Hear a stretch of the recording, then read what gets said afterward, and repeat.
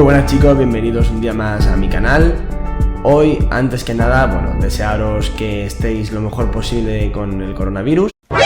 Por supuesto que estéis tomando todas las medidas necesarias para prevenir la infección. Y nada, las clases continúan, así que aquí estamos un día más dando clase de biología. Hoy lo que vamos a hacer en este vídeo es ver el páncreas. Vamos a ver qué es el páncreas, qué anatomía tiene, dónde está, qué funciones tiene y luego una enfermedad muy típica del páncreas, que es la diabetes. Entonces, si os parece, vamos a empezar y lo primero que vamos a hacer es meternos en esta aplicación de aquí que pone Atlas, es el Atlas de Anatomía Humana 2020, aplicación que os recomiendo aunque sea de pago. Y bueno, pues aquí vemos que tenemos un cuerpo humano, o una parte de él. Vamos a aprovechar para ver un poquito el aparato digestivo. Aquí empezaríamos con la boca. Si nos fijamos aquí en el lateral vemos una glándula aquí en el lado bastante grande, que es la glándula salival o salivar. Aquí abajo tenemos la submaxilar y aquí tenemos la sublingual, ¿vale? Son las glándulas que se encargan de verter, secretar saliva a la boca. Una vez que tenemos en la boca todo el bolo, pasamos aquí atrás a la parte de la faringe y aquí es donde ya el alimento o el aire tiene que decidir si va a ir por el esófago o va a ir por la tráquea. Aquí se puede ver muy bien los dos caminos posibles. En azul os estoy marcando ahora el esófago y aquí teníamos la tráquea. Acordaros que tenemos una estructura ahí que es la glotis, que decide hacia qué camino va a ir pues cada cosa. Como estamos con el aparato digestivo, pues vamos a seguir bajando y podemos ver que tenemos el esófago que comunica con este órgano de aquí, que es el estómago. Y el estómago, pues si continuamos, vemos que tenemos ahí toda la maraña de intestinos, delgado y grueso, que acaba en el recto y finalmente en el ano. Y ahora ya sí que tenemos aquí un pedazo órgano enorme, este de aquí, que es el hígado, y el que nos interesa para el vídeo de hoy, que es este de aquí detrás escondido, más pequeñito y de color amarillo aquí, que es el páncreas, ¿vale? Pues sobre este órgano es el que va a tratar este vídeo, que es el páncreas, qué función tiene y qué hace. Ya sabemos dónde está dentro del aparato digestivo, así que ahora nos vamos a venir aquí al OneNote y vamos a empezar a hablar sobre él. Bueno, en cuanto a la función, pues es un órgano que tiene varias funciones. Nosotros vamos a ver tres principalmente. La primera es la de fabricar jugo pancreático. Si os acordáis, si lo venimos un poquito aquí, veis que el páncreas está conectado con la primera parte del intestino, que es el duodeno, y claro, cuando el estómago recibe la comida y se mezcla con el ácido, se forma el quimo. Una vez que se abre el esfínter, el píloro del estómago y pasa ese quimo al duodeno, resulta que ese quimo tiene carácter ácido porque tiene el ácido del estómago, con lo cual pues puede afectar, puede dañar al intestino. La función del páncreas es verter jugo pancreático al duodeno cuando pasa el quimo para neutralizar este ácido y de esta forma que no dañe el epitelio del intestino. Luego tenemos dos funciones más, que son la insulina y el glucagón, fabricar dos hormonas, que es la insulina y el glucagón, que las voy a dejar ahí un segundo, si deciros que están relacionadas con el metabolismo de la glucosa. Entonces, ¿qué pasa con la glucosa en el cuerpo? Vale, pues he hecho un pequeño esquema donde se va a ver todos los pasos que la glucosa sigue en nuestro cuerpo. En primer lugar, nosotros imaginamos que cogemos un alimento, ¿no? Y nos lo comemos.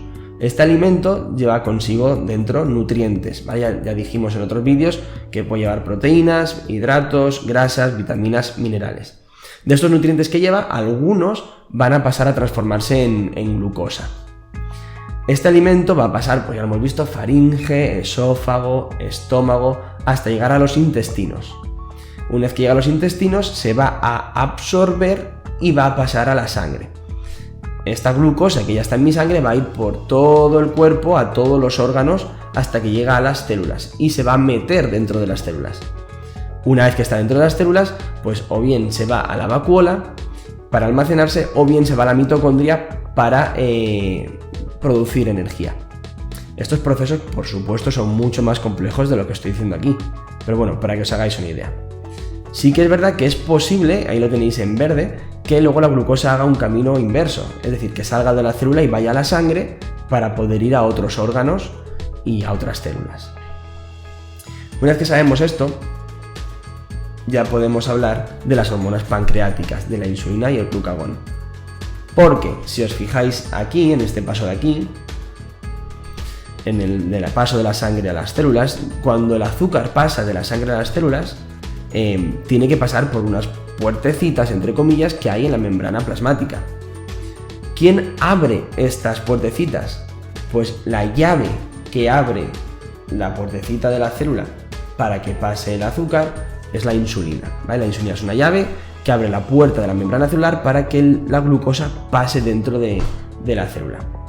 Y el glucagón, digamos que es una hormona que hace todo lo contrario. Lo que consigue el glucagón es que salga azúcar de la célula, sobre todo del hígado, y pase a la sangre.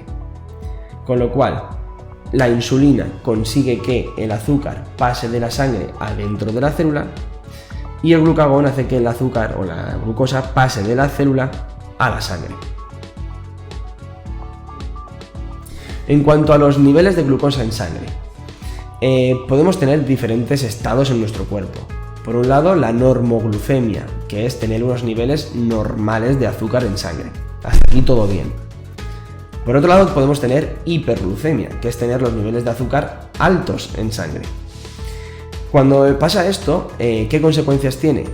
Pues bueno, a corto plazo, y cuando digo corto plazo me refiero meses o unos cuantos años, no pasa nada. Es totalmente asintomática, eso significa que no tiene ningún síntoma y además tampoco causa ninguna patología. Esto es muy peligroso porque cuando un paciente va al médico y le dicen que tiene el azúcar alto en sangre, este paciente normalmente dice que se encuentra fenomenal y que no tiene ninguna patología, con lo cual muchas veces podemos encontrarnos gente reacia a seguir un tratamiento o unas medidas para bajar ese azúcar en sangre. Pero, ¿qué consecuencias puede tener el azúcar alto en sangre a largo plazo? Y por esto me refiero al cabo de 10, 15 años, depende de cada uno. Pues bastantes y algunas serias. Resulta que el azúcar, la glucosa, es un tóxico a largo plazo que daña sobre todo capilares y nervios. Con lo cual, conforme va pasando el tiempo, a estos capilares más pequeñitos del cuerpo, más finos, o estos nervios más periféricos, más terminales, se pueden dañar. ¿Qué es lo que pasa si un diabético se pone unos zapatos nuevos y le roza en la punta de los dedos de los pies y por el paso del tiempo y del azúcar alto en sangre se le ha dañado los nervios? No va a sentir dolor, no va a sentir que se ha hecho una herida, con lo cual no le va a hacer caso. Puede entrar una bacteria, un patógeno y hacer una infección, como nos puede pasar a cualquiera de nosotros. Pero en este caso resulta que los macrófagos que van a ir al sitio de la infección para intentar curarla, se van a encontrar capilares que están destruidos, con lo cual no van a poder llegar. Estoy simplificando mucho, ¿vale? Pero para que os hagáis una idea. El caso es que esta infección, esta herida va a prosperar, va a continuar e incluso el paciente diabético ni se va a enterar. Con lo cual, al final tenemos una úlcera muy importante en el pie, un tejido que se ha muerto en el pie y la única opción en este caso pues puede ser cortar el pie, un pie diabético. ¿Qué es lo que pasa si se me han dañado por el azúcar o la glucosa alta en sangre capilares del ojo? Pues en ese caso es posible que me quede ciego. ¿Qué es lo que pasa si me pasa en unos nervios del pene? Pues puedo tener disfunción eréctil. ¿Qué es lo que me pasa si me pasa en unos capilares del corazón? Pues me puede dar un infarto. Con lo cual, a largo plazo, puede haber problemas cardiovasculares, problemas de pies diabéticos, problemas de ceguera, un montón de problemas. Por otro lado, todo lo contrario, la hipoglucemia. Una hipoglucemia es tener los niveles de azúcar bajos en sangre. Cuando esto pasa, si os fijáis, solamente he puesto consecuencias a corto plazo porque son muy bruscas. Lo primero que pasa es que lo que hay que saber es que el órgano que principalmente consume glucosa es el cerebro. El cerebro, que es un órgano que gobierna todo el cuerpo, es el principal consumidor de glucosa. Con lo cual, si el azúcar o la glucosa está baja en sangre, no va a llegar al cerebro. y el cerebro va a empezar a fallar. Y si falla, pues lo que nos va a pasar es que nos vamos a marear, vamos a empezar a ver borroso, nos pueden entrar sudores fríos, nos pueden dar incluso pérdidas de conciencia y ya sigamos a un extremo, incluso el coma, un coma hipoglucémico. Con lo cual es un síntoma muy a corto plazo, se nota enseguida y hay que tratarlo. ¿Cómo se puede tratar? Pues o bien administrando a la persona que está con la hipoglucemia un poquito de azúcar, agua y azúcar o una Coca-Cola o lo que sea que lleve mucho azúcar, o por ejemplo con glucagón. El glucagón saca azúcar a la sangre desde las células, con lo cual pinchando glucagón pues directamente todo el azúcar pasaría a la sangre y llegaría al cerebro. Muy bien, y visto esto entonces vamos a ver la enfermedad que os he dicho, de la cual ya he hablado un poquito, que es la diabetes. Diabetes hay de varios tipos. Nosotros vamos a ver la tipo 1 y la tipo 2, vamos a resumirlas. En cuanto a la tipo 1, se ve principalmente afecta a jóvenes, a niños pequeños o a adolescentes, por norma general. ¿Qué es lo que pasa con estas personas? Pues resulta que las células del cuerpo, los macrófagos del cuerpo, los linfocitos, detectan este páncreas o una zona de este páncreas como extraña, como que no es del propio cuerpo. Con lo cual van y la atacan y la destrozan. Claro, si nosotros nos cargamos la zona del páncreas que segrega insulina, pues este páncreas ya no segrega insulina. Y eso tiene muchos problemas, porque entonces la insulina, que es la llave que mete azúcar dentro de la célula, ya no hace su función y el azúcar se queda fuera de la célula.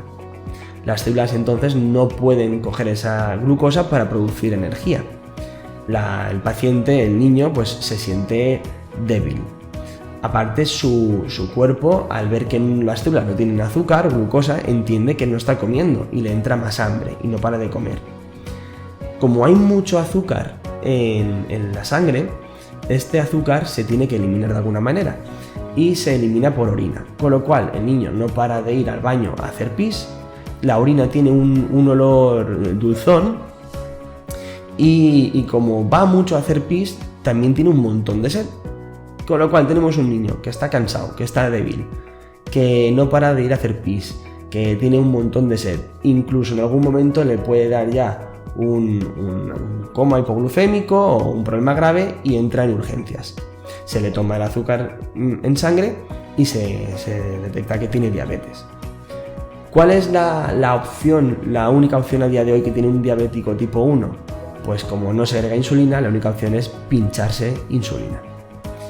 Por otro lado tenemos la diabetes tipo 2. La diabetes tipo 2 afecta más a gente mayor, gente adulta, y muchas veces va asociado a un problema de obesidad. En este caso el páncreas sí funciona bien, no tiene por qué funcionar mal. Tenemos insulina en el cuerpo. El problema es que hay una resistencia a esta llave. Las células, no, digamos, por decirlo de alguna manera, que no responden bien a esta insulina. En este caso, pues el tratamiento es muy distinto, porque aunque pinchemos insulina, en muchos casos no va a ser suficiente. A estos pacientes se les recomienda lo primero, por supuesto, que pierdan peso con ejercicio y nutrición, y luego hay diferentes medicamentos pues, que se pueden dar para combatir los problemas y solucionarlos.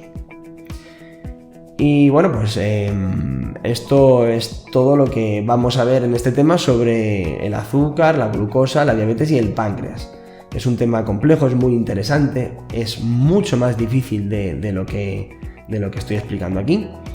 Pero bueno, si alguien tiene curiosidad o tiene alguna duda, por supuesto me lo podéis dejar abajo en el cajón de comentarios.